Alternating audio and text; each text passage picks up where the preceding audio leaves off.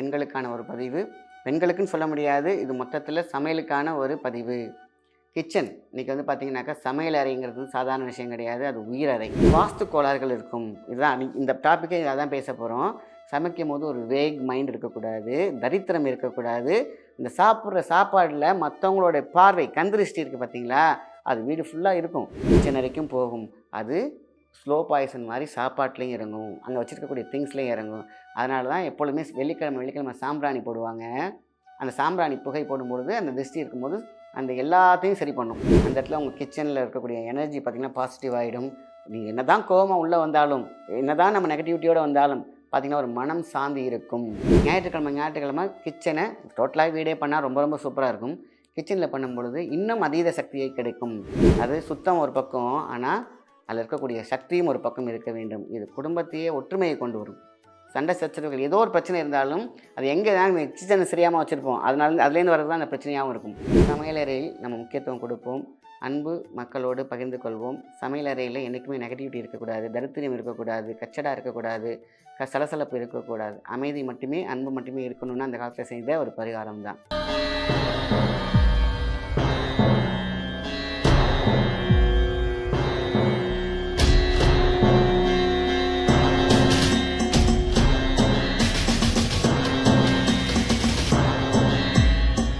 வணக்கம், உங்கள் மாயன் செந்தில்குமார். இன்றைய பதிவு மிகவும் முக்கியமானது. பெண்களுக்கான ஒரு பதிவு. பெண்களுக்குன்னு சொல்ல முடியாது. இது மொத்தத்தில் சமையலுக்கான ஒரு பதிவு. கிச்சன் இன்னைக்கு வந்து பார்த்தீங்கன்னாக்கா, சமையல் அறைங்கிறது வந்து சாதாரண விஷயம் கிடையாது. அது உயிரறை. சாப்பிட்றோம், டேஸ்ட்டுக்கு சாப்பிட்றோம், வயிற்றுக்கு சாப்பிட்றோம், பசிக்கு சாப்பிட்றோம் கிடையாது. உயிராற்றல். மனம் மணக்கும், மனமார்ந்த மனசோடு புடிச்சு செய்யக்கூடிய ஒரு விஷயம். அங்கே போய் ஐயையோ! நம்ம உட்காந்து சமைக்கணுமே, இந்த நேரத்துக்குள்ள முடிச்சாகணுமே, பதட்டத்தோடு செய்கிற விஷயங்கள் தான். அதே எண்ணம் செய்யக்கூடிய சமையல் செய்யவங்களுடைய எண்ணம் வந்து வண்ணம் மாறி அழகா ஒரு பக்குவமாக இருக்கணும். ஆகா, நம்மளோட ஹஸ்பண்ட் உட்காந்துருக்காங்க, குழந்தைங்களுக்கு சமைச்சு கொடுக்கணும், மாமியார்லாம் இருக்காங்க. இந்த கூட்டு குடும்பத்தில் அந்த காலத்தில் இருந்துச்சு. ஆனால் இப்போ கிடையாது. ஏன் இல்லைன்னு சொன்னாக்கா, வேலைக்கு போகிறாங்க, டைம் இல்லை, வேக வேகமாக ஓடணும். 7 மணிக்கு பிள்ளைங்கள கிளப்பி விடணும், 8 மணிக்கு சமைச்சு டிஃபன் பாக்ஸ் வைக்கணும். இவ்வளோ பொறுப்பு ஒரு பெண்களுக்கு இருக்குது. இதோடு சேர்ந்து நிறைய பேர் ஹெல்ப் பண்ணாலும் பத்தாத ஒரு விஷயமா இருக்குது. காரணம், ஓடுற ஓட்டம். இருந்தாலும் எண்ணம் இருந்தால்தான், நீங்கள் என்னதான் நம்ம வந்து வேகமான காரணங்கள் சொன்னாலும், சமைக்கும் பொழுது நம்மளுடைய ஐம்பூதங்களும் கை வழியாக போய் கிண்டுறோம் இல்லையா? சாப்பாடு நல்லா இருக்கட்டும் அப்படின்ற மனசு. ஐயோ, அவங்க பசங்களுக்கு செய்கிறோம் நல்லா இருக்கட்டும் அப்படின்னு சொல்கிறோம். அதுக்கான நேரத்தை ஒதுக்கணும். ஸோ அதனால தான் அந்த காலத்துலேயே என்ன பண்ணுவாங்கன்னா, வேலை எவ்வளோ ஒரு வீட்டில் வேலையாட்கள் வச்சுருந்தாலும், வீட்டில் சமைக்கிறதுக்கு வந்து பார்த்திங்கன்னா, இவங்க வீட்டில் உள்ளவங்க தான் செய்வாங்க. காரணம், ஹஸ்பண்டோட அன்பு, குழந்தைங்களோட அன்பு நம்ம பரிமாறுற உள்ளத்தோடு போய் சேரும். சாப்பாடு மட்டும் கிடையாது, அங்கே எனர்ஜியும் போய் சேரும், அன்பு சேரும், பண்பு சேரும், பாசம் சேரும். இந்த லவ் இருக்குது பார்த்தீங்களா? அந்த லவ் அதுதான் அது போய் சேரும். நம்ம கோவத்தோடு சமைச்சோம் அப்படின்னு கேட்டிங்கன்னா, அதே சாப்பாடில் மிக்ஸ் ஆகும். அதான் இந்த ஹீலிங் எனர்ஜின்னு சொல்லுவாங்க. நம்ம அந்த கரண்டியை பிடிக்கிறோம்னு நினச்சிட்டு இருப்போம். அந்த கரண்டியோட பாஸ் பண்ணும். இங்கேருந்து ஃபோன் பேசுகிறோம், இன்னொருத்தவங்கள கேட்குறாங்க, அந்த வேவ் போகுது பார்த்தீங்களா? அதே வேவ் தான். நம்ம கோவத்தோடு சமைக்கிறோம் அப்படிங்கன்னா, அந்த கோவம் அந்த சாப்பாடு டேஸ்ட் இருக்கவே இருக்காதுங்கன்னா, எப்படி வேணாலும் பார்க்கலாம். ஒரு இடத்துல டேஸ்ட் நல்லா இருக்குது, திருப்தியாக இருக்குது, சாப்பிட்ற சாப்பாடு வந்து வயிறார சாப்பிட்டோம்ப்பா அப்படின்னாக்கா, அங்கே சமைச்ச ஆள் வந்து பாசத்தோடு, அன்போடு, அந்த சரணாகதியோடு, இந்த விருப்பத்தோடு செய்யக்கூடிய சமையலாக இருக்கும். இது ஒன்று. இது இல்லாமல் வாஸ்து கோளாறுகள் இருக்கும். இதுதான் இந்த டாப்பிக்கே அதான் பேச போகிறோம். சமைக்கும்போது ஒரு வேக் மைண்ட் இருக்கக்கூடாது, தரித்திரம் இருக்கக்கூடாது. இந்த சாப்பிட்ற சாப்பாடில் மற்றவங்களோட பார்வை, கண் திருஷ்டி இருக்குது பார்த்தீங்களா? அது வீடு ஃபுல்லாக இருக்கும். பார்த்தீங்களா, ஒரு புகை மாதிரி அப்படியே ஒரு இமேஜின் பண்ணுங்களேன். அது என்ன பண்ணுது, அப்படியே பார்த்தீங்கன்னா எல்லா இடத்துலையும் பரவி இருக்குது. கிச்சன் வரைக்கும் போகும்.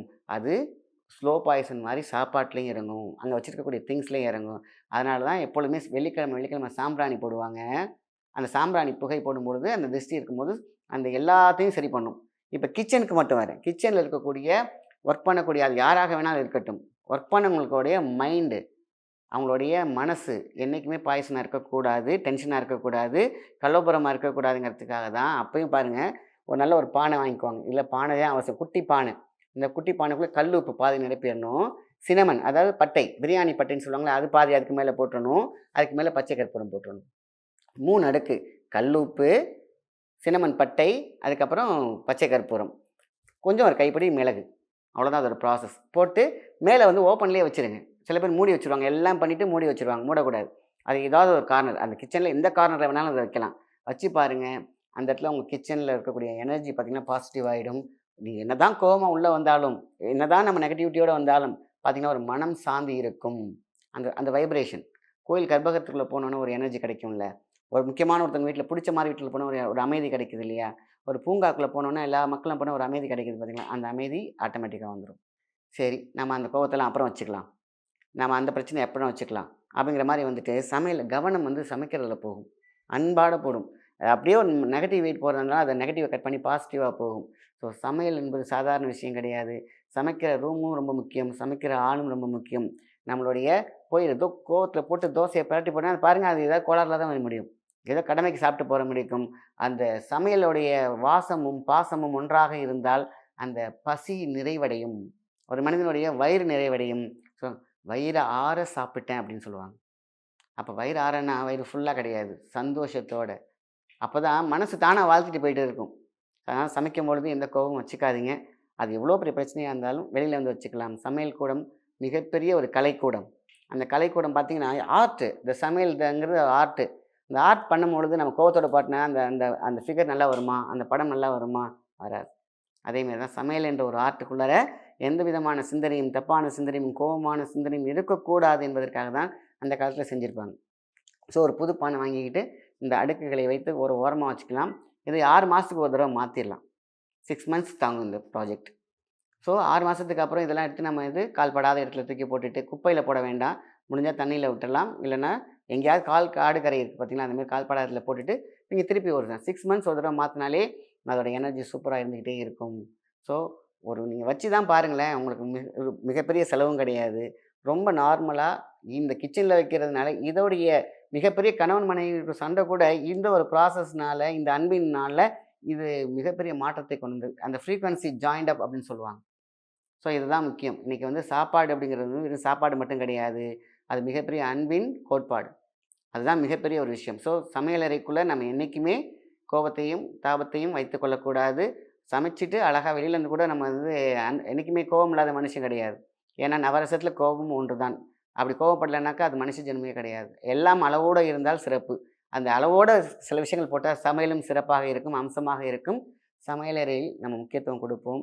அன்பு மக்களோடு பகிர்ந்து கொள்வோம். சமையலறையில என்னைக்குமே நெகட்டிவிட்டி இருக்கக்கூடாது, தரித்திரியம் இருக்கக்கூடாது, கச்சடா இருக்கக்கூடாது, சலசலப்பு இருக்கக்கூடாது. அமைதி மட்டுமே, அன்பு மட்டுமே இருக்கணும்னு அந்த காலத்தில செய்த ஒரு பரிகாரம் தான். இப்படி நம்ம சமையல் அறைக்கு நெறைய டிப்ஸ் குடுத்தாலும், வெள்ளிக்கிழமையில என்ன பண்ணணும்னு கேட்டீங்கன்னா, சாம்பிராணி ஃபுல்லா நீங்க போடுறீங்களோ இல்லையோ, சாம்பிராணி கண்டிப்பா போட்டுருங்க.